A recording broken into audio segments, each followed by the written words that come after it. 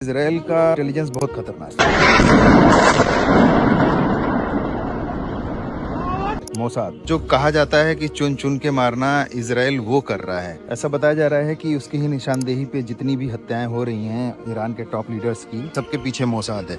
इसमें Ali Larijani के पीछे भीड़ में आ रहे एक व्यक्ति को मोसाद का एजेंट बताया गया। अली खामनेई को जैसे मारा गया, उसके पीछे भी बहुत माइन्यूट इंटेलिजेंस का हाथ था। टॉप लीडर अली लारिजानी जो सुप्रीम सिक्योरिटी काउंसिल का चीफ था, उसको फाइनली मार दिया है, उसके बेटे को भी मार दिया है। तो आप अंदाजा लगा सकते हैं कि इजराइल एक इतना छोटा सा देश कितना खतरनाक है कि इनके टॉप लीडर और टॉप कमांडर चीफ को ही मारने में इन्हें थोड़ा भी वक्त नहीं लग रहा है। अमेरिका इस वॉर में अलग तरीके से फंसा हुआ है। उसने नेटो से अपील की है कि आप सभी इसमें अपने तरफ से स्टेप इन करो, आगे हमें सहयोग दो। लेकिन नेटो के जो 32 देशों का समूह है जो बेहद ताकतवर है, जिसमें US, UK, Canada, France, Germany ऐसे देश शामिल हैं, उन लोगों ने डायरेक्ट इसमें कोई इंटरफेरेंस करने से मना कर दिया है। स्पेन ने तो अपने आप को सीधा ऑफिशियली इससे एलिनेट कर लिया है। इटली की प्राइम मिनिस्टर ने भी ऑफिशियली कंडेम किया है, जिसमें 170 मौतें हुई थी। इस तरह से अब जो अमेरिकी के अलाइज कंट्रीज हैं वो भी अपने आप को इस वॉर से अलग रखना चाह रहे हैं। स्ट्रेट ऑफ हॉर्मुज का पेच फंसा ही हुआ है।